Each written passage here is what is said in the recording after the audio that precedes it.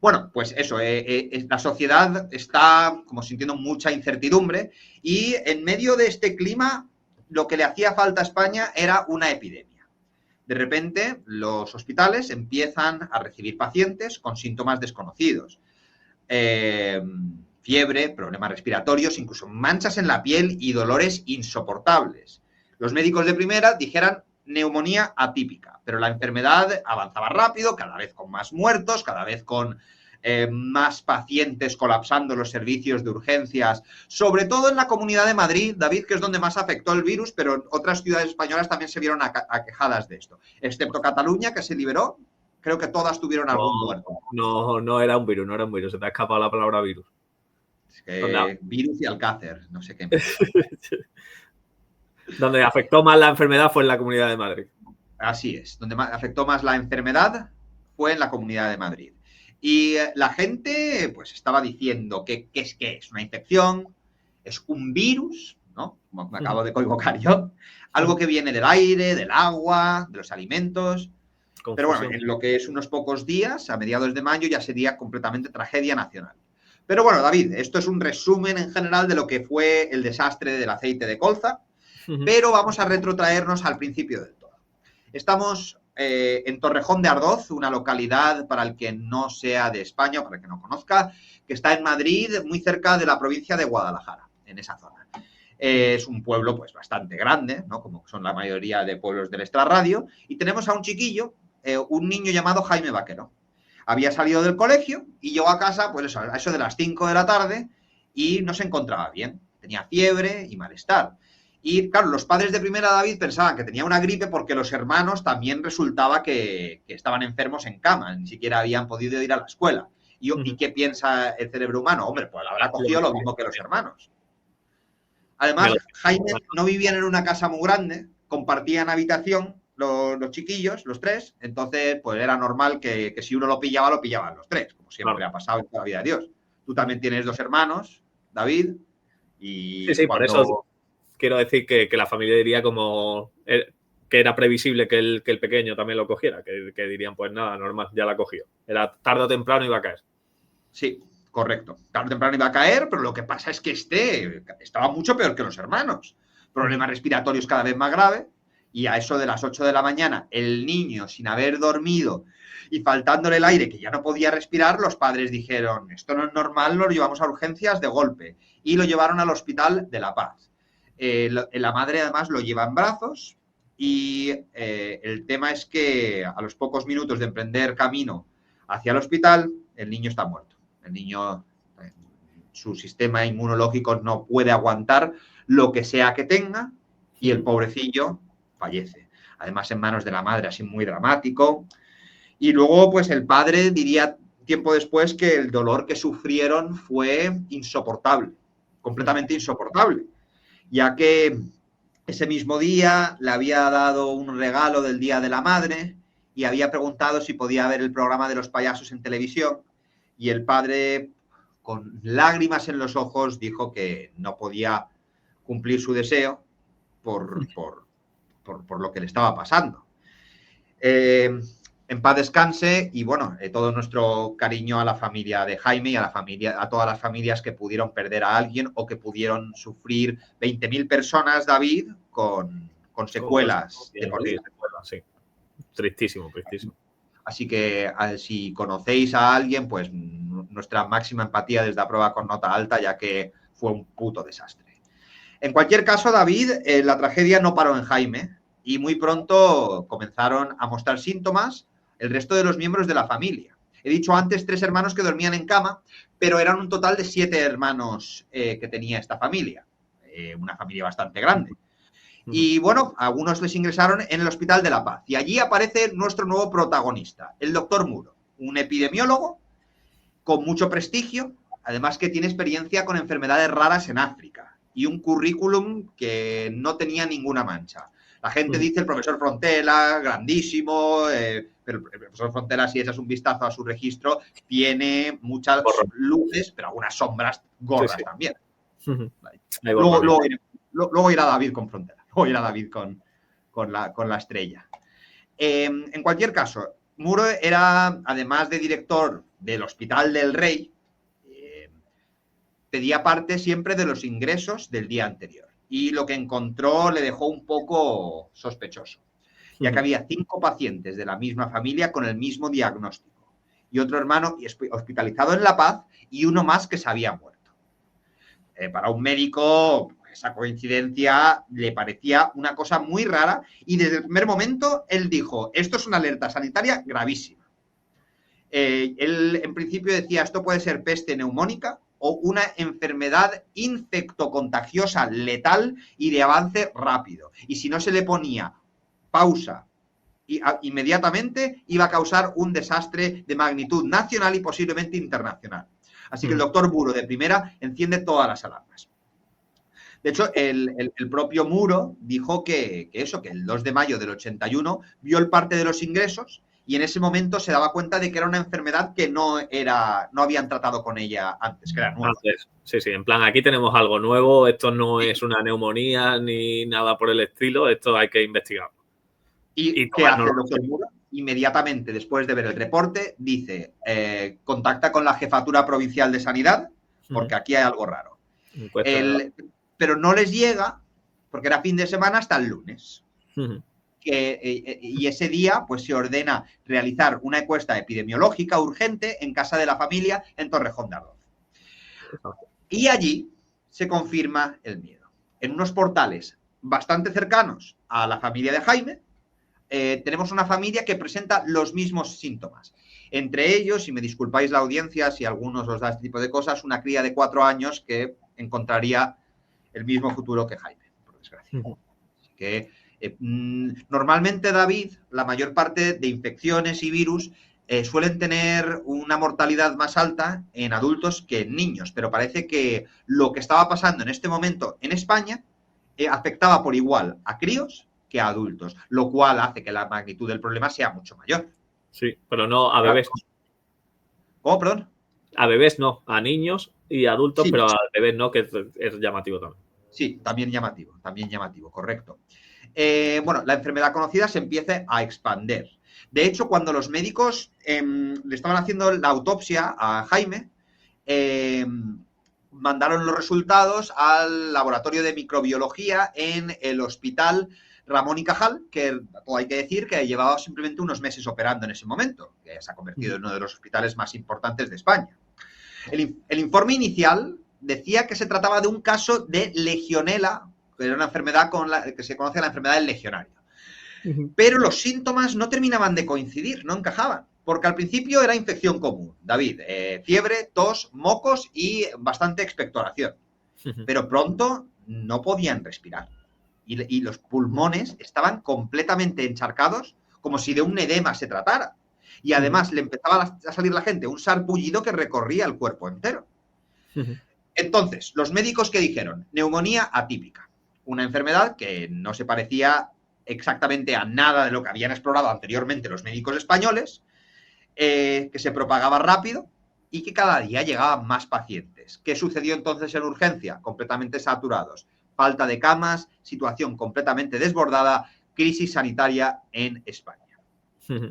En cuestión de días, la situación estaba completamente insostenible, porque había muchísimos niños con neumonía atípica.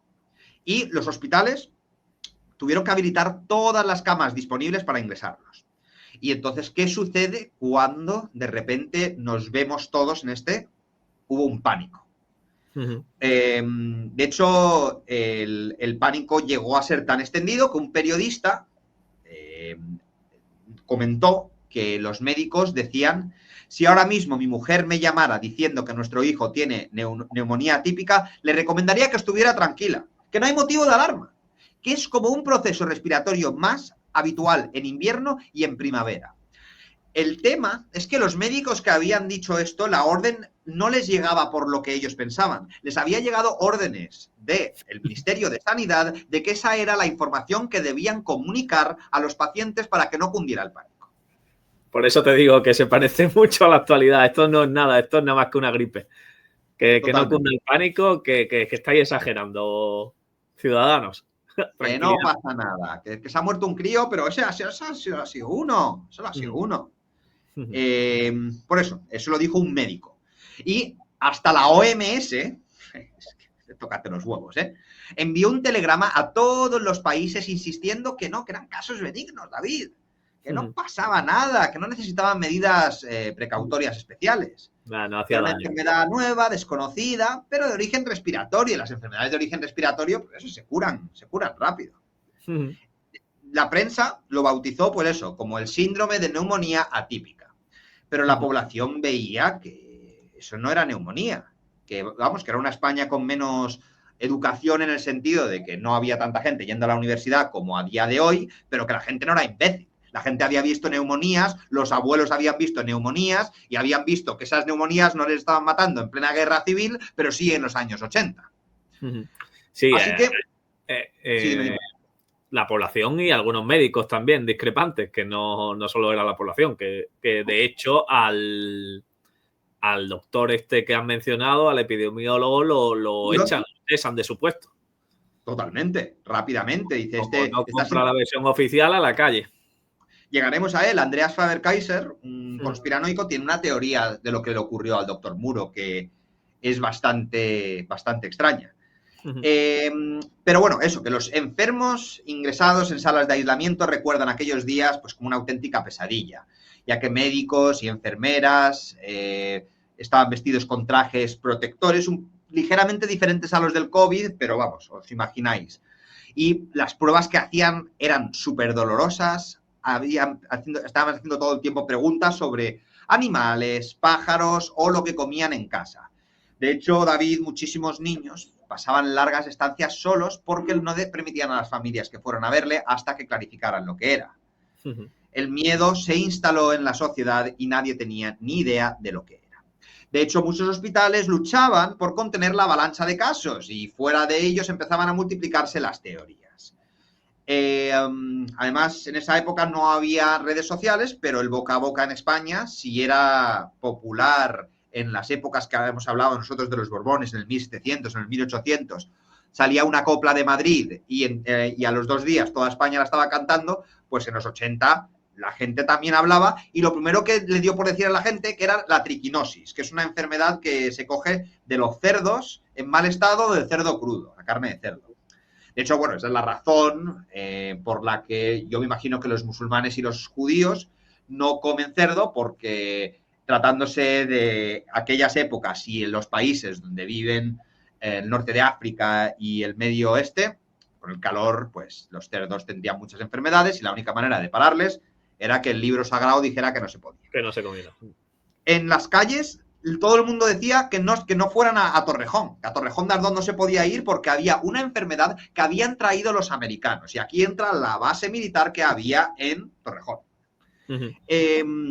Incluso se llegó a pensar que las aves eran el origen del mal. Entonces, ¿qué empezó a hacer España? Matar pájaros a diestro y siniestro. Toda la gente que tenía pájaros los empezó a matar. Sí, pero eso lo hicieron por voluntad propia. Los ciudadanos asustaban. Correcto. Decía, ojo, que viene esto de los pájaros. Y dice, pues yo me voy a cargar a todos los pájaros que tengo. A tomar por saco el canario del jilguero. A tomar por saco el canario del jilguero. Muerto el perro. Bueno, entonces, cada vez estamos más cerca y de repente en medio del caos apareció un detalle que levantó sospechas. Desde Estados Unidos llegó al Hospital del Rey un médico del Hospital de Atlanta, el Centro de Control de Enfermedades, el doctor Latam, y venía oficialmente a colaborar con la investigación. Curiosamente, lo que más le interesaba a él era la parte respiratoria, justo la tesis que defendía el Ministerio de Sanidad en ese momento. El problema es que tras recoger todas las encuestas y fichas que habían elaborado, nunca se supo más de estos datos. Desaparecieron, por alguna razón. Entonces tenemos a Jesús Sánchez Fox, ¿no? El ministro de Sanidad, Jesús Sancho, perdón, que ordenó que todos los informes epidemiológicos se entregaran a una comisión de epidemiólogos norteamericanos que los llevaron directamente a Atlanta. Dice, bueno, tú dáselo a los americanos que ellos saben mejor. Un poco extraño que esa sea la actitud. También hay que tener en cuenta que la sanidad en Londres, por ejemplo, estaba mucho más avanzada que en Madrid, por lo que tenía más sentido mantenerlo en Europa que mandarlo a Estados Unidos. Pero claro, como nos había llegado un doctor americano del Centro de Enfermedades del Hospital de Atlanta, dijimos, venga, pues todo para Estados Unidos, a priori. Mientras tanto, la prensa cada vez estaba aventurándose más y mostrando imágenes, como colchones sacados de hospitales en carromatos, pabellones enteros aislados. Vamos, no sé si os suenan estas escenas, ¿no? Era evidente que algo grave estaba pasando y las familias, los españoles ya se habían dado cuenta de que no era una enfermedad normal, sino algo provocado por un tóxico. Además, el tóxico... Que nos estaban engañando. Sí, el tóxico... Nos están tomando el pelo. Nos están tomando el pelo, aquí hay gato encerrado. Y además el tóxico decían que si fuese como un microbio transmitido por aire o por el agua, ¿cómo podía haber gente que no lo pillara, ¿no? Sí. Entonces se empezó a decir, claro, porque había familias, David, en las que todo el mundo lo tenía, ¿no? Había otras familias en las que lo tenían algunos y otros no. Había algunos pisos donde lo tenía el piso, pero el piso de enfrente no. Entonces decían, ¿pero esto qué es? Entonces el cuadro decidieron que se correspondía con una intoxicación de orden digestivo por alimentos. Ya que no solo presentaban neumonía, sino también anorexia, pérdida de peso alarmante e hipertensión pulmonar. De hecho, el doctor Antonio Urbistondo fue uno de los primeros en defender esta hipótesis y los otros médicos, como tú hubieras dicho, que se reunieron además las zonas del extrarradio de Madrid, Getafe, Alcorcón, y las familias empezaron a preguntar y se dieron cuenta de que muchos habían adquirido productos en mercadillos ambulantes. Entonces ya dijeron, vale. Ya tenemos el dedo acusador en una parte. El hallazgo fue bastante revelador, ya que el recorrido de aquellos mercadillos coincidía exactamente con los primeros focos de la enfermedad. Y analizando más de 300 alimentos de consumo habitual, los investigadores descubrieron una única diferencia, que los enfermos utilizaban un aceite comprado en garrafas de 5 litros vendidos en mercadillos, mientras que los no enfermos no lo consumían. Así que la pista del aceite pues parecía que empezaba a tomar forma. Y el vínculo entre los enfermos y el consumo del aceite que se vendía se volvió imposible de ignorar. La prensa ya comenzó a hablar de ello y un pediatra del Hospital Niño Jesús llegó a señalar un caso concreto. Una madre que le echaba un chorrito de ese aceite en la papilla de su hijo y el niño había enfermado. Entonces la teoría se disparó. Si la mayoría de afectados compraban en mercadillos y en esos mercadillos se vendía aquel aceite barato en garrafas de 5 litros, el culpable era el aceite. Y aquí otra vez Jesús Sancho Roth decidió abrazar públicamente esta versión, a defenderla a rajatabla. En televisión declaró que la enfermedad tenía su origen, además afirmándolo de manera categórica en el aceite de colza desnaturalizado, importado para uso industrial y manipulado de forma fraudulenta para su consumo humano. Lo que ha habido aquí es un fraude y un delito contra la salud y pillaremos a los culpables. Aquí Jesús Sancho, mucha gente ya empezaba a decir, bueno, ¿por qué está tan seguro Jesús Sancho? Claro, es que incluso el epidemiólogo no señala el aceite desde el primer momento, sino que dice que puede ser frutas o verduras de ese mercado, que correcto, pudieran contener pesticidas y no tiene por qué ser el aceite. No, de hecho, los pesticidas es la teoría que maneja la superestrella Luis Frontela. Sí. Pero sí, rápidamente. Que incluso había discrepancias entre profesionales médicos en aquel momento como para afirmar de manera categórica que el responsable de esta enfermedad es el aceite. Correcto. Absolutamente, David. Absolutamente. Y de hecho, bueno, las investigaciones oficiales empezaron a apuntar a un fraude a gran escala justo después de que el Ministerio de Sanidad lo dijera. El aceite de colza había entrado en España desde empresas francesas. Su destino era uso industrial, de acuerdo a la versión oficial siempre, y para diferenciarlo del aceite comestible se le añadía anilina, que es un colorante, David, que se usa en tintos para cuero y también para calzado. Sí, yo creo que para quitarle lo negro, ¿no? Correcto, así es, para quitarla, para que tenga un color un poco más apetecible al ojo humano. Y el destino era una empresa guipuzcoana llamada Rapsa. Y allí eso pues era propiedad de los hermanos Bengoechea, que en opinión de muchos fueron los perfectos cabezas de turco que tenía el gobierno preparado. Desde allí el aceite se distribuyó a distintas provincias, extendiendo la marcha mortal a lo largo de 22 territorios. Una parte se vendió a una empresa llamada Raelca en Alcorcón, que lo comercializó en Madrid, en Castilla y León y en Extremadura. Otra parte se mandó hacia Cataluña, Valencia, Toledo, Ciudad Real y Sevilla. Pero en Cataluña, fijaros la casualidad, fijaros, yo no sé si los catalanes son más listos o tenían información privilegiada o qué sucedió aquí, pero dijeron los catalanes que sospechaban que era un producto no apto y consultaron a un químico. Y el químico les dijo que era un procedimiento simple que tenían que realizar, que era tratar el aceite con agua acidulada con ácido clorhídrico. Así conseguían quitar la anilina y dejar el aceite aparentemente limpio. En Cataluña no hubo prácticamente afectados y ningún muerto. Fijaos. Curioso. Pero en Madrid todo lo contrario. Allí, sin el conocimiento adecuado, los científicos madrileños, a pesar de tener los hospitales más importantes y los que se supone que eran los mejores científicos, junto con la de Sevilla, que siempre estuvo por delante del Hospital de Barcelona, pues no, en Madrid no se dieron cuenta los científicos y allí pues hubo una escabechina absoluta. Sin el conocimiento adecuado, decidieron refinar el aceite como si fuera comestible y según la versión oficial, una vez más, que hay que clarificarlo, el problema fue que al calentarlo se potenciaron los compuestos químicos y ese aceite resultó ser aún más letal que el original con anilina. Y el fraude abrió la puerta a la intoxicación masiva. Una vez que se confirmó esta teoría, David, pusieron en marcha una operación sin precedentes. Retirar el aceite de colza de todos los hogares españoles. Se llamó Operación Canje. Y el gobierno anunció que cualquier persona que tuviera garrafas de aceite sospechoso podía entregarlas en su ayuntamiento o en puntos habilitados para ello. A cambio recibirían aceite seguro o el reembolso de su dinero. El gobierno dijo, venga, pues lo pagamos nosotros, no os preocupéis. Claro.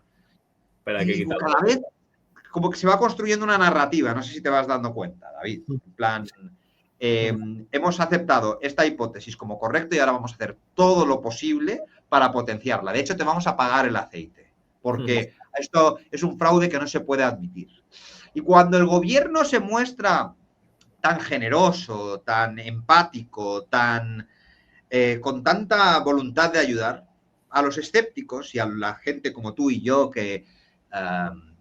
bueno, iba a decir una frase de Albert Pla, pero no quiero que tampoco que me cierren el canal, pero que políticos buenos no existen. Una canción que se llama La dejo o no la dejo, porque un político es un político... Bueno, a ver, rellenemos la frase. Sí. La operación se convirtió en un símbolo de aquellos meses. Un país entero golpeado por una intoxicación mortal, obligado a desprenderse de un aceite que, según el gobierno, jamás debería haber llegado a la mesa de los españoles. A pesar de que la versión oficial señalaba el aceite de colza como el principal culpable, las primeras dudas empezaron a surgir. Si todos los miembros de la familia consumían el mismo aceite, ¿por qué algunos se enfermaban y otros no? En algunos casos, dentro de un mismo hogar, hubo muertes, mientras otros no les afectó en absoluto consumiendo de la misma garrafa de aceite. Luego, en otros se comprobó que personas hospitalizadas jamás habían tomado aceite de colza, sino de girasol, que es el que se usa normalmente para freír, y oliva en crudo. Entonces, aquí la cosa no parecía cuadrar mucho. Y los expertos trataron de explicar que nada, que estas diferencias se debían a factores genéticos o incluso factores inmunológicos, que las personas podían ser más vulnerables que otras, pero la gente estaba sospechosa. La gente decía, no me cuadra. Estáis diciendo que el aceite de colza es tóxico por la anilina esta y no hay ninguna evidencia científica que a alguna gente le afecte y a otros no. Entonces... Pero bueno, también puede, no sé, estamos viendo en la última epidemia había gente en una misma familia también que se infectaba y que no, así que no sé, no puede ser posible de que a pesar de que... No estoy de acuerdo porque, como tú bien me has corregido antes cuando yo he llamado a virus al desastre de colza, a la intoxicación de colza, no es por vía digestiva, es por vía respiratoria, y por vía respiratoria es común que un resfriado se coja por algunas personas y por otro no. Que el COVID tuviera más probabilidades de que la gente lo cogiera, era muy distinto a estar ingiriendo un veneno y que tu cuerpo no reaccionara al veneno, ¿no? Creo que allí conviene clarificarlo. Entonces, los testimonios de familias eran claros. En mi casa todos comíamos lo mismo y algunos caímos enfermos. Esta discriminación intrafamiliar empezó a despertar preguntas. ¿El aceite era el causante o había una cosilla más por allí? De hecho, las dudas aumentaron cuando empezaron a llegar enfermos a los laboratorios, se enviaron muestras de aceite a todo el mundo y ninguno logró encontrar un tóxico concreto. De hecho, se hicieron pruebas con ratas, perros y diferentes especies, llegando luego a hacerlas con monos, que eso ya nos lo vas a contar tú, David.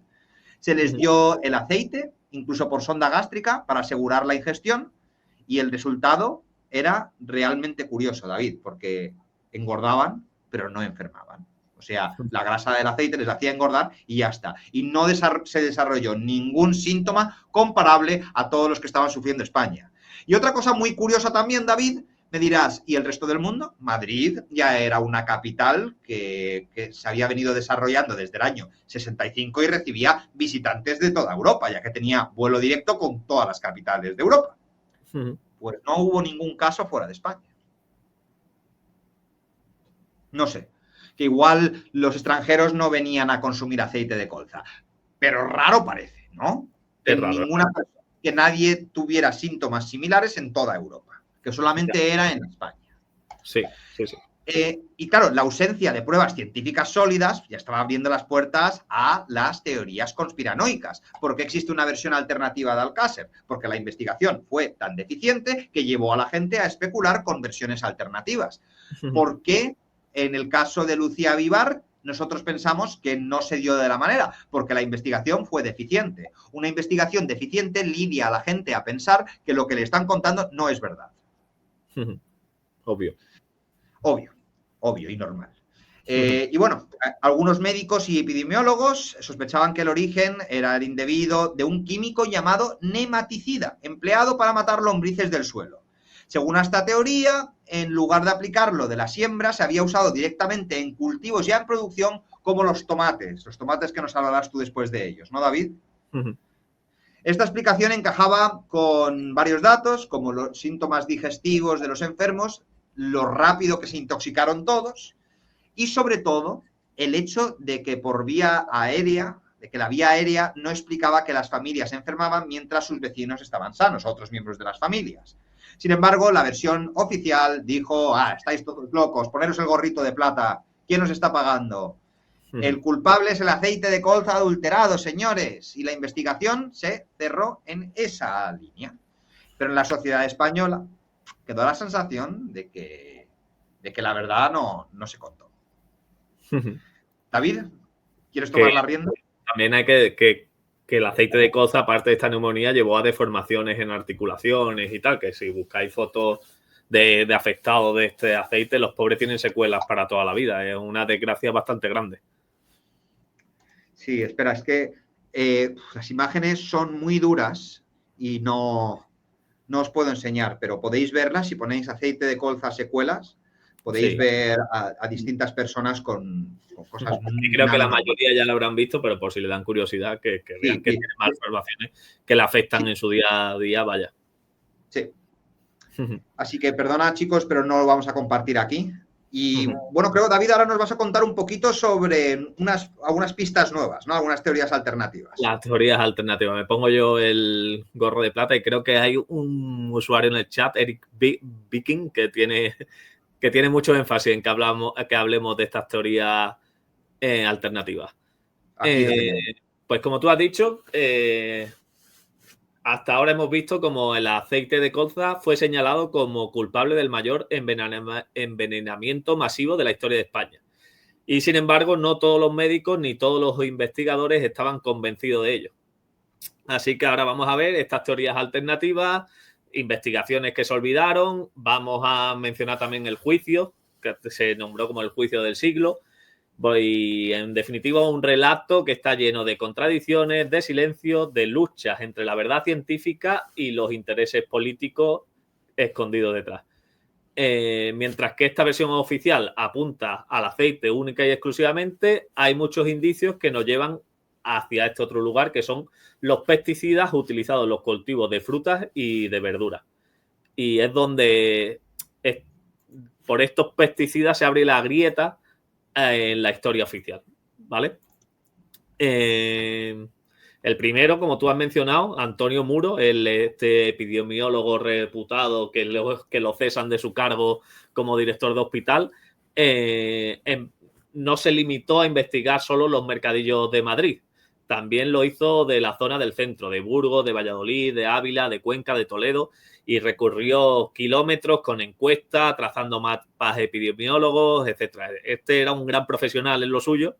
Había trabajado en África muchos años, entonces sabía perfectamente cómo llevar a cabo un estudio epidemiológico. Al principio todo parecía apuntar a este aceite de colza, pero había algo que no cuadraba. Como tú ya lo has mencionado por encima, los análisis del aceite salían negativos una y otra vez. No había ninguna prueba que conseguía demostrar que había un tóxico en este aceite que provocara la catástrofe. Entonces pusieron la mirada en otro lado, en otro frente, que eran los vendedores de productos hortícolas en esos mismos mercadillos. Es decir, junto al aceite sospechoso que se vendía, también se vendían tomates, pimientos, otras verduras que podrían llevar esos pesticidas y crear esta enfermedad. Así que pronto empezaron a aparecer estas voces que reforzaban esa sospecha. Lo que se veía en los enfermos se parecía mucho más a una intoxicación por los pesticidas que a los efectos de un aceite adulterado. Uno de los primeros doctores también en alzar la voz fue el doctor Peralta Serral, que era endocrinólogo infantil del Hospital de la Paz. Este hombre, tras estudiar a los niños afectados, llegó a una conclusión clara. Los síntomas no corresponden con el aceite, sino un bloqueo de la acetilcolinesterasa, que es una alteración típica de la intoxicación por plaguicidas y organofosforados. ¿Vale? Estos productos que se usan... ¿Qué iba a decir algo, Javi? No, digo, que ha quedado claro. Vale. Bueno, resumiendo y hablando malamente, que la culpa es de los pesticidas, no del aceite. Estos productos usados en la agricultura como pesticidas son conocidos por ser extremadamente tóxicos. Sus efectos coinciden con los que mostraban los enfermos: problemas respiratorios, debilidad muscular e incluso parálisis. El doctor Peralta comunicó sus hallazgos al Ministerio de Sanidad y al INSalud, y también lo hicieron otros médicos militares, como el teniente coronel doctor Monge, que identificó el cuadro clínico como compatible de una intoxicación por organofosforados y recomendó un tratamiento específico. Pero a estos dos doctores no se les escuchó y sus advertencias quedaron archivadas porque no encajaban con la tesis oficial del aceite de colza. Ahora voy a hablar un poco de esta versión que se ha mencionado en el chat, de este doctor militar que dice que era capaz de curar la enfermedad provocada por el aceite de colza, ¿vale? Y es que en el medio de desesperación de tanta familia aparece este médico militar español que actúa, ¿vale? Este hombre, tras estudiar los síntomas, concluye que eran muy similares a los provocados por sustancias utilizadas tanto en armas químicas como en insecticidas agrícolas. Así que, convencido de que se trataba de una intoxicación por pesticidas, se atrevió a aplicar un tratamiento experimental a varios enfermos. Uno de ellos era un niño de 12 años que dice: yo fui su conejillo de India, no podía mover mis brazos ni las piernas, estaba prácticamente inválido. Este médico me trató y, como si hubiera sido envenenado por herbicidas, me curó. Hasta el momento no existía ni un antídoto ni una vacuna específica. Así que lo que hizo este médico fue aplicar medicina y métodos de desintoxicación adaptados a cada paciente. Decía que atendiendo a los síntomas de cada uno, pues adaptaba el tratamiento y iba consiguiendo resultados muy sorprendentes, como que muchos enfermos mejoraban espectacularmente, llegando a pasar la enfermedad. Esa cara. Y todo por la sospecha que las sustancias utilizadas fueran de armas químicas e insecticidas. Y el gobierno manteniéndose firme de que no, de que era el aceite de colza. Sí, vale. de que no tenía nada que ver, sí. Perdona, sigue. No.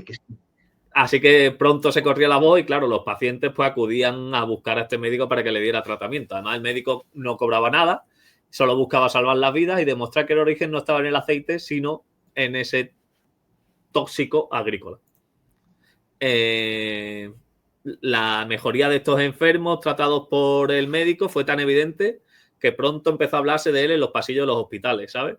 Los afectados, pues imagínate, estaban desesperados y sin alternativa, así que acudían cada vez en mayor número. Si estás en el hospital y el tratamiento no te funciona y te están hablando de que hay un médico casi un curandero, parece, ¿no? Que te cura de esta enfermedad, pues muchos acudieron a este médico militar. Hay declaraciones, por ejemplo, el hijo de uno de los pacientes dijo, me fui a este médico y me curé, este médico luchó toda su vida para que el tratamiento se aplicara a más personas, no le importaban si el origen era el aceite o los pesticidas, lo que quería era salvar vidas y a esto se dedicó. ¿Sabes? Pura vocación, vamos, vocación. Sí. Vocación y humanidad, ¿no? De voy a hacer algo por esta pobre gente. Totalmente. Así que consiguió estos resultados, pues obviamente eran difíciles de ignorar porque los enfermos que apenas podían moverse o que sufrían una presión en el pecho enorme o una invalidez casi total, recuperaron la movilidad, la fuerza, es decir, que había una mejoría bastante fuerte tras el tratamiento. Pero a pesar de todos estos testimonios y las pruebas, las autoridades, como tú dices, lo ignoraron, no se hicieron eco y la causa seguía siendo el aceite de colza adulterado en estos mercados. Volvemos a hablar ahora de Antonio Muro, ¿vale? Que señala también en esta ocasión los pesticidas. Antonio Muro muchos los tratan de excéntricos, ¿sabes? Como que tampoco tiene tanta validez científica porque si le ve las pintas una barba súper larga y tal. Así que lo intentan desprestigiar un poco por el tipo de vida que pueda llevar o por sus apariencias, ¿vale? Pero David, simplemente para subrayar, por si alguien no me ha escuchado, antes tenía un historial médico impecable el doctor Muro. O sea, que podías juzgarle por su aspecto físico o por la manera un poco excéntrica que tenía de hablar y comportarse, pero él era una persona, un buen médico, vamos. Sí. Y además se involucró en descubrir la verdad muchísimo, ¿sabes? Que quería descubrir qué pasaba realmente. Es decir, que siguió con sus investigaciones y este Antonio Muro no creía en esta teoría del aceite, ¿sabes? Lo decía con firmeza. Decía, tú sabes que no es el aceite. Yo lo siento, pero aquí hay algo que no cuadra. La teoría está oficial, quiere que obedezcamos como rebaño, pero no cuadra. La teoría del aceite no cuadra. Mostró a otros médicos, a sus colegas, un grueso informe de la Organización Mundial de la Salud sobre pesticidas organofosforados y al leerlo la sorpresa fue mayúscula. Los síntomas descritos coincidían punto por punto con los del síndrome tóxico. Es decir, que si estamos hablando de que la neumonía está típica, no se corresponde con los síntomas, el aceite hay duda porque hay cosas que no cuadran, cuando cogías el informe de la OMS de los pesticidas organofosforados, sí que coinciden punto por punto con los síntomas que presentan estos pacientes. Así que Muro se sumergió en el mundo de los pesticidas y empezó a investigar con métodos propios. A menudo lo criticaron por no ser científico según los estándares oficiales, pero poco a poco fue convenciendo a otros investigadores, etcétera, y señalaba que la clave podía estar en los plaguicidas usados en los cultivos y no en el aceite de colza. Es decir, que eran estos agricultores echando estos pesticidas en estas verduras los que provocaban la enfermedad. Bueno, pues vámonos a la zona de tomates entonces, ¿no? Vamos para Almería. Si hablamos de un sitio de cultivo en España, pues Almería, con la de kilómetros de invernaderos que tiene, imagínate. Espero que no se asuste nuestra seguidora que está de vacaciones en Almería a la hora de comer una ensalada en sus vacaciones, que esto pasó hace muchos años. Así que sí, las investigaciones de Muro lo llevaron a Almería, una zona agrícola que estaba en expansión durante los años 80 y descubrieron un panorama alarmante. Ahí se usaban masivamente y de forma incontrolada pesticidas ilegales. Muchos de ellos estaban prohibidos en otros países, pero en España no. Por ejemplo, en los invernaderos y en los campos de Roqueta del Mar y el Ejido, los agricultores empleaban los que llamaban matacanes, que eran mezclas improvisadas de productos químicos altamente tóxicos. No existía una regulación real ni controles estrictos y cada productor usaba lo que conseguía por su cuenta. Se realizó más de 3.000 encuestas epidemiológicas que fueron encajando pieza por pieza como si fuera un puzzle y todos apuntaban a la misma dirección. Los enfermos habían consumido verduras, tomates y pimientos principalmente cultivados en Almería con pesticidas ilegales. Uno de los hallazgos más concretos fue el de una partida de tomates tratada como un pesticida durante la floración. Un momento crítico en el que el químico podía quedar integrado dentro del propio fruto y aquello suponía un riesgo directo para el consumidor. Es decir, cuando estaba en flor le echa el pesticida, después sale la fruta y queda totalmente intoxicada. Muro sostuvo que no era el pesticida en sí el culpable, sino su uso indebido por los agricultores sin experiencia que no respetaban los plazos de seguridad ni las dosis adecuadas. Es decir, un poco la ignorancia de estos señores. Sí. Un minuto, Javi, porque he cerrado el documento. No te preocupes. Chicos, simplemente quiero decirle al chat que por favor, Rodrigo, si veo una falta de respeto más, te baneo. No quiero que te pases con nadie del chat, porque aquí todo el mundo se habla con respeto. Simplemente ¿Qué está haciendo Rodrigo? Javi, ¿qué está haciendo Rodrigo? Rodrigo, pues está diciendo tonterías. Está provocando a Parker porque se está haciendo un poco el listillo aquí en el chat. Vale. ¿Está haciendo qué? El listillo. Vale. Puedes hacerte el listillo todo lo que quieras, pero no vuelvas a insultar. Ya está. ¿Vale? Que quede claro, Rodrigo, porque si no te baneo y ya está. Y a mí no me gusta hacer esto, pero es que no me gustan las faltas de respeto a mí. Bueno. Volvemos al tema, Javi. Perdóname, David. Seguimos con el doctor Muro, ¿vale? Estamos ya en la parte de la historia donde se está señalando a estos verduras, especialmente tomates y pimientos, ¿vale? Y consigue algo fundamental, que es que lleva muestras de estos tomates y pimientos contaminados al Instituto Nacional de Toxicología. Allí se hacen los ensayos a doble ciego, comparan verduras tratadas con pesticidas sospechosos frente a otros de libres químicos y el resultado fue estremecedor, ¿vale? Los animales de laboratorio que usaron durante este experimento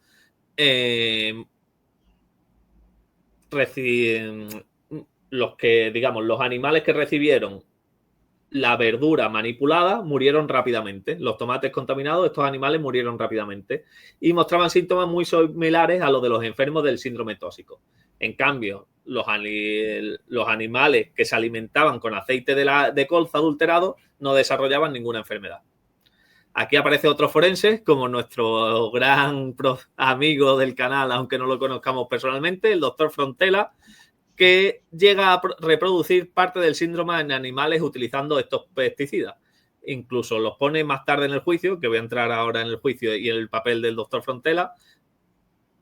Y ya os adelanto que todo informe del doctor Frontela y del epidemiólogo Muro fueron descartados como no concluyentes. No fue lo suficientemente válido para el juez, digamos, en el juicio. Pero lo que sí quedó claro es que científicamente nadie ha podido demostrar que el aceite de colza provocara la enfermedad, mientras que los pesticidas sí que parecen mostrar una correlación directa en pruebas experimentales. Pero a pesar de ello, como bien dice Javi, las autoridades RQR cerrando filas en torno a la versión oficial. Parecía que ya habían cogido una senda, una linde, ¿no? Sí. Y estaban dispuestos a seguirla. Ahora el capítulo especial para hablar de Luis Frontela, que cuando hemos hablado tú y yo en privado de este caso, ¿sí?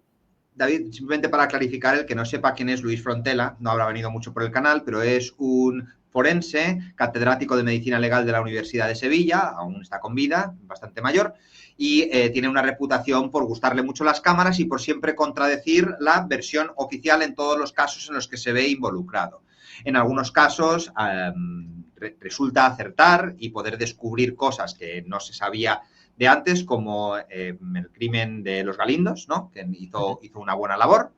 Pero en otros directamente va a los que le están pagando, como en el caso de David Villafañe, en los que con restos de un informe antiguo se atreve a hacer afirmaciones categóricas que no van a ninguna parte.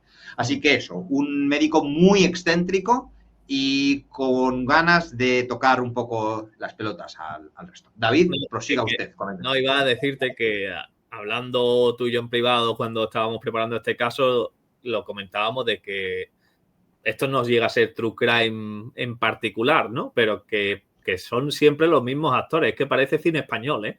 Siempre aparece Frontela, siempre aparece el abogado del bigote, siempre aparece el ministro de turno. Sí. El ministro de turno. Es que parece que la historia se repite. En este caso vuelve a aparecer Luis Frontela, que como has dicho tú, un forense muy reputado. A mí me ha sorprendido verlo en esta historia como, no sé, como doctor experto en investigación.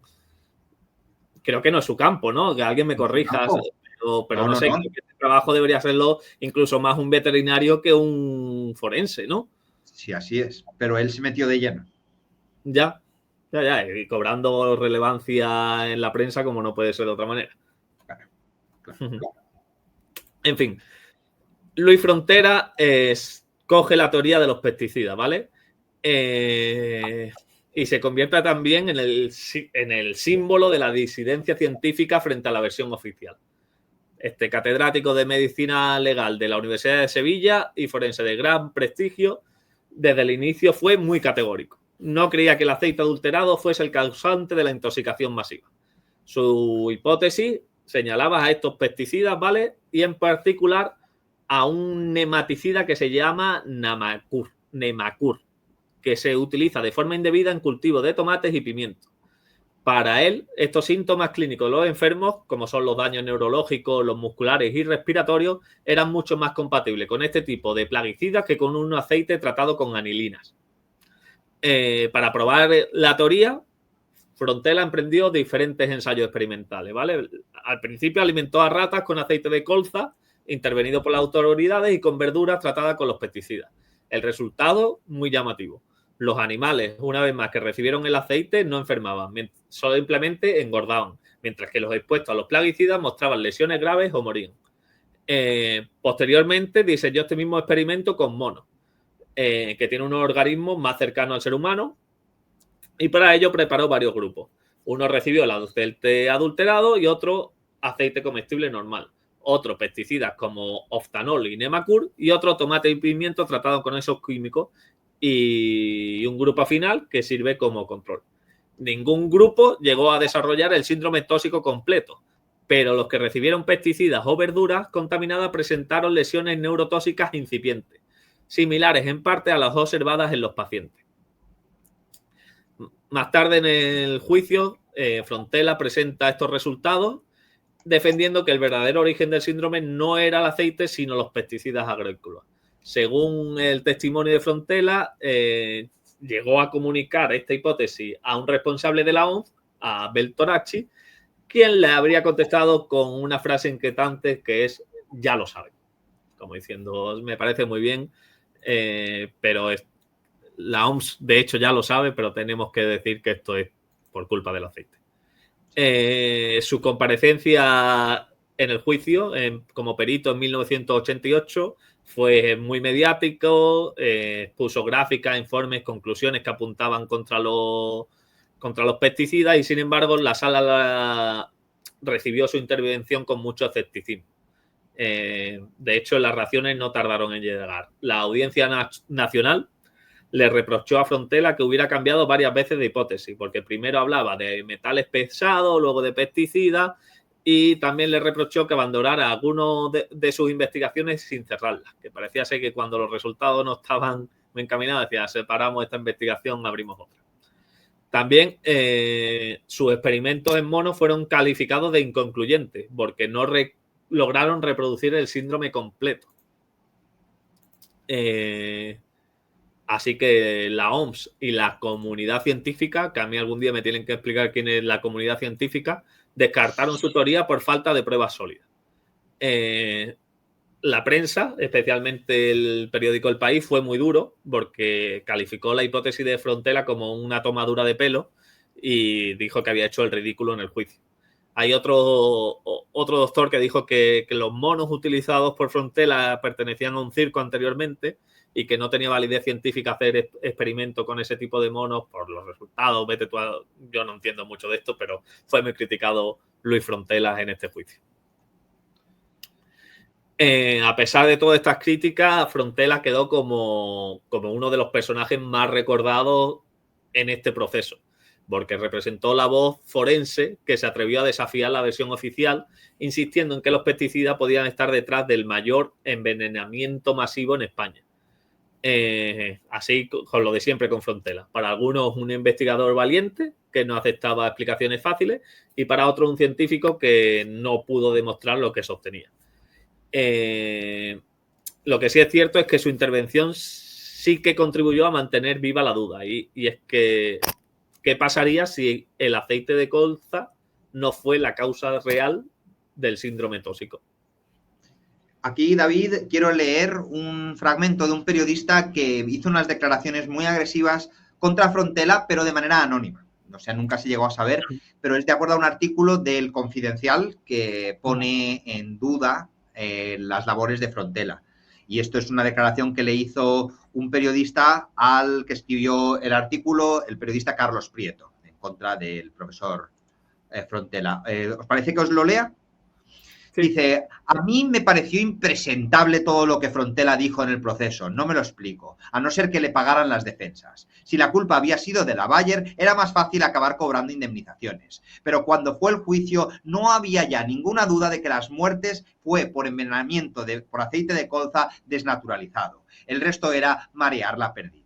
La teoría de Frontera sobre tomates con pesticidas era absurda, porque muchos intoxicados no habían comido esos tomates. Frontera se ponía una bata blanca y daba a entender que sabía de lo que estaba hablando. Ha estado siempre en todas las pomadas. Tiene un afán absoluto de protagonismo y de notoriedad. Muy crítico el periodista, ¿no? Muy crítico el periodista con el profesor Frontera. Hay rumores o no sé si hasta qué punto se puede verificar que dice que el propio equipo de Muro y de Frontela recibían llamadas de teléfono con presiones constantes, ¿sabes? Como dicen que una vez el ministro del Interior, Juan José Rosón, lo llama directamente y le pregunta ¿qué creen ustedes que es más importante, la verdad o los intereses del Estado? Y que esto constata un poco con el gran pacto de silencio que había en el Estado español a la hora de investigar la verdad de este síndrome tóxico. Así que este pacto de silencio podía explicar por qué muchos trabajos han quedado ocultos en cajones y la versión oficial seguía siendo la única reconocida oficialmente.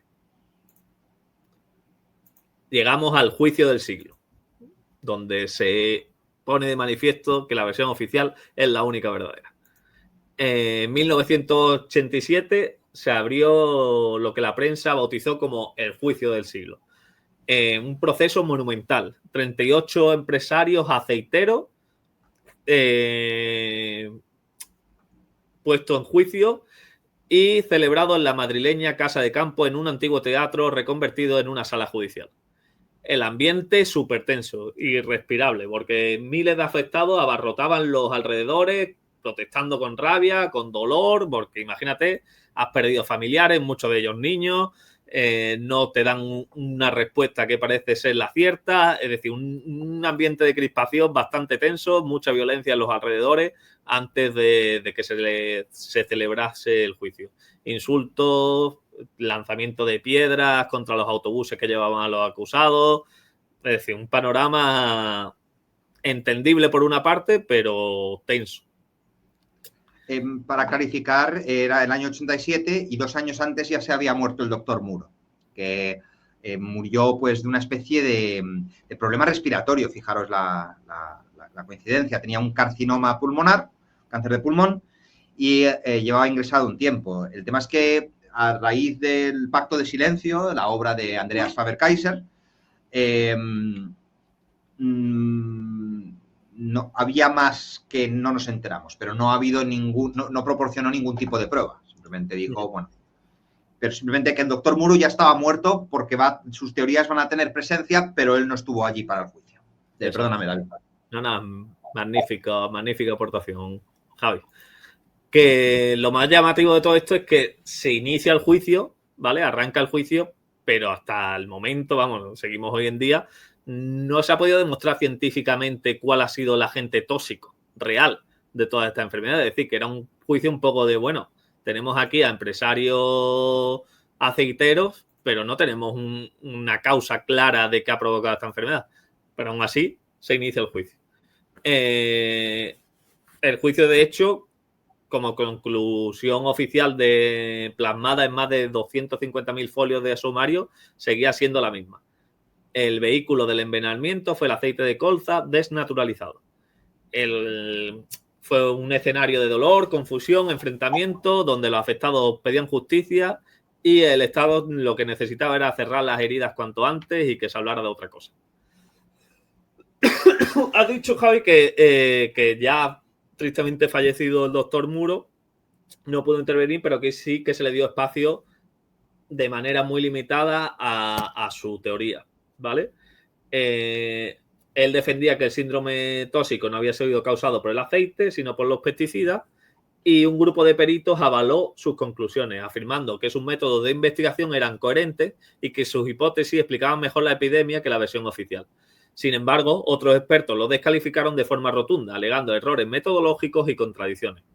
Hubo momentos de tensión entre estos dos bloques de científicos, los defensores de la tesis oficial, que llegaron incluso a amenazar a Muro y a los suyos con machacarlos en el juicio, y los defensores de Muro. En paralelo, la presencia de figuras internacionales como el prestigioso epidemiólogo británico Richard Doll acabó reforzando la tesis del aceite. Aunque en un primer informe de 1985 él reconocía que no se podía culpar con certeza al aceite de colza, en el tribunal declaró lo contrario y apoyó únicamente apoyó al 100% los datos aportados por las autoridades españolas. Así que la teoría de Muro pues, fue desacreditada públicamente y la narrativa oficial quedó consolidada. La sentencia de este juicio fue que de los 38-40 aceiteros procesados, solo 13 fueron condenados, con penas que iban desde 6 meses hasta 20 años de prisión, y muchos de ellos eran insolventes, lo que dejaba a los afectados prácticamente sin posibilidad de cobrar las indemnizaciones reales que pusieron en el juicio. Para la víctima fue una burla. Una puta burla. Es que totalmente lamentable. Tú imagínate, han arruinado tu vida, ha fallecido tu hijo, ha fallecido tal, y las condenas son irrisorias a los que la han condenado, en caso de que esta versión oficial fuera correcta, y muchos se declaran insolventes, es decir, que no ibas a cobrar ni una indemnización siquiera. Qué vergüenza. De hecho, había gente, ¿sabes? Declaraciones muy duras, como ha fallecido una hija mía y esta gentuza solo sale con 4 años, es para acabar con la vida de esta gente, gritaba esta madre entre lágrimas. La justicia española se vio desbordada porque eran miles los afectados, el sumario era gigantesco, había teorías enfrentadas, pero la conclusión judicial fue clara. El aceite de colza fue adulterado y fue el culpable. Muchos consideraron que estos aceiteros habían sido usados como cabezas de turco y la condena iba más por el fraude fiscal y comercial que por envenenamiento. La verdad científica quedaba en segundo plano frente a la necesidad de cerrar el caso y ofrecer una respuesta oficial. El sentimiento generalizado, pues eso, rabia, insatisfacción, sentían que no había justicia para tanto dolor y tanto sufrimiento y había sido todo una pantomima para seguir la versión oficial y no ni siquiera indemnizar a estos pobres afectados. Se llega a celebrar un segundo juicio, ¿vale? porque los afectados siguen insistiendo, no están contentos y se celebra unos años después un segundo juicio al que le llamaron el segundo juicio de la colza, también conocido como el juicio a los altos cargos. En este proceso se sentaron en el banquillo 7 exmiembros de la administración acusados de no haber controlado la comercialización del aceite adulterado. Eso es una cosa que no hemos mencionado. Claro, desde el principio están diciendo que fue el aceite. ¿Y dónde estaba la gente del gobierno encargado de que se cumplan las regulaciones relacionadas con la limpieza de productos o con un producto adecuado para el consumo humano? Que es la primera vez que se mencione. El segundo juicio tiene narices la cosa. Sí, por eso se llamó el de altos cargos, pues le pedían responsabilidad. El resultado, sin embargo, del juicio vuelve a decepcionar muchísimo a los afectados. Solo uno de estos altos cargos fue condenado y la multa, Javi, de 20.000 pesetas. 20.000 pesetas. Calderilla para el alto cargo y solo uno de ellos. Lo más relevante de este juicio es que el tribunal declaró al Estado responsable civil subsidiario del envenenamiento masivo, que permitió abrir una vía para que los afectados pudieran recibir indemnizaciones según el grado de secuelas que sufrían, que podía ser capacidad parcial, total o absoluta. Al menos, esto fue, por lo menos ya podían tener una indemnización al declarar que el Estado sí tenía responsabilidad. Sí, pero ¿qué político se llevó la culpa? ¿Qué político pagó realmente por esto? ¿Vale? Indemnizaciones están muy bien, pero ¿dónde está el castigo por lo que sucedió? ¿A alguien le llegó? 20.000 pesetas a uno de estos empresarios, ya está. Muchos celebraron que al menos tuvieran ese reconocimiento y tal, pero la mayoría coincidía en que la sentencia dejaba demasiado en el aire. No señalaba, como has dicho tú, a los políticos claramente y sobre todo no resolvía la pregunta clave, que cuál ha sido el verdadero tóxico que provocó la tragedia. Así que se quedó un sabor agridulce porque había una reparación económica, sí, puede ser mínima, pero no había una justicia real para miles de familias que estaban rotas. Sí, y bueno, ahora ya de eso han pasado 44 años desde la tragedia. Pero el problema es que seguimos teniendo preguntas. Que el síndrome tóxico de colza nunca se ha podido reproducir en animales con aceite adulterado con los fallos del profesor Luis Frontela en este caso. Lo que comenté al principio del directo es que el conspiranoico antes de que existiera Iker Jiménez, por excelencia, era el señor Andreas Faber-Kaiser, un tío que tenía además un programa, que se lo estaba contando un poco a David, de radio en la noche catalana, con sintetizadores, era puro años 80, y además era un programa completamente sin filtro, donde llamaba a todo el mundo y contaba las locuras máximas. De hecho, le contaba a David que hay una persona que llama y que dice que Kennedy en realidad se disparó él mismo en el coche, ¿no? O sea, era ya como lo más loco. O llamaban señoras diciendo: desde hace 6 años me están haciendo el amor a la mente, al cerebro. Y Andreas Faber-Kaiser, que era muy diplomático, le decía: bueno, hay veces que el cerebro nos juega malas pasadas, es conveniente hablar con gente que entiende bien de psiquiatras. Y dice: no, sí, yo he ido a psiquiatras, pero me han echado por loca. Y es como la verdadera contradicción, ¿no? De el psiquiatra que te dice: no, tú estás loco perdido, fuera de mi consulta, ¿no? Y nada, simplemente quería mencionar que él escribió un libro que se llama Pacto de Silencio en el año 88. Y en este libro, básicamente, denunciaba que el aceite no podía ser la causa del tema, que el síndrome no fue causado y numerosos informes de laboratorios internacionales no hallaron toxicidad en los aceites analizados. Apuntaba la misma teoría de Muro, de los organofosforados, utilizados en cultivos y también investigados en el ámbito militar como verdaderos causantes, teniendo bastante sentido considerando que era Torrejón de Ardoz y que había una base militar allí. De hecho, según Andreas Faber-Kaiser, el Estado español, teniendo como socio las multinacionales químicas y los servicios de inteligencia internacionales, ocultaron la verdad. Fabricaron este relato oficial, lo del colza, para encubrir responsabilidades más graves relacionadas con intereses farmacéuticos. Además, mantuvo la teoría de que Antonio Muro muriera en circunstancias sospechosas, pero realmente eso nunca se llegó a demostrar. Lo que sí que se demostró es que tenía un cáncer de pulmón. También decía que la intoxicación, porque maneja varias hipótesis, un poco como Javier Bleda, pudo ser consecuencia de una guerra química o biológica. Y desde que, bueno, en la última etapa de Franco, ha muerto Franco, los americanos cada vez gozaban de mayor libertad en España, y he visto que mucha gente en el chat ha dicho que no se fían de los americanos los más mínimos. Se dice que pudieran utilizar experimentos en España, como también lo hicieron en Cuba o en las Filipinas, como un campo de pruebas encubierto, y al final fue de madre y afectó a mucha gente. Y también critica la ciencia. Dice que ya había métodos de tratamiento para los afectados a los 8 meses de la crisis, y el poder se centró en encausar a los comerciantes del aceite. De hecho, nunca creo que llegue a citar a Frontela de manera directa, pero sí que dice que hubo médicos que pusieron de parte de la versión conspiranoica para que se descreditara en el juicio y que la versión oficial ganara puntos. Un topo. Sí, exactamente, exactamente.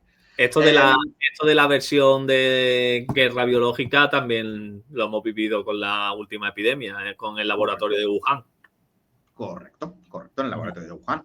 Así es, que en la que han surgido todo tipo de teorías alternativas. La verdad, yo no la sé. Y yo creo que el COVID va a ser un tema que jamás vayamos a tratar en el canal, a no ser que aparezca algo más fuerte. Yo recuerdo que tú me enviaste a mí, hace muchísimo tiempo, un médico español hablando de que las vacunas no habían realmente hecho absolutamente nada por el COVID. Y lo explica con todos los casos de estudio de gente vacunada.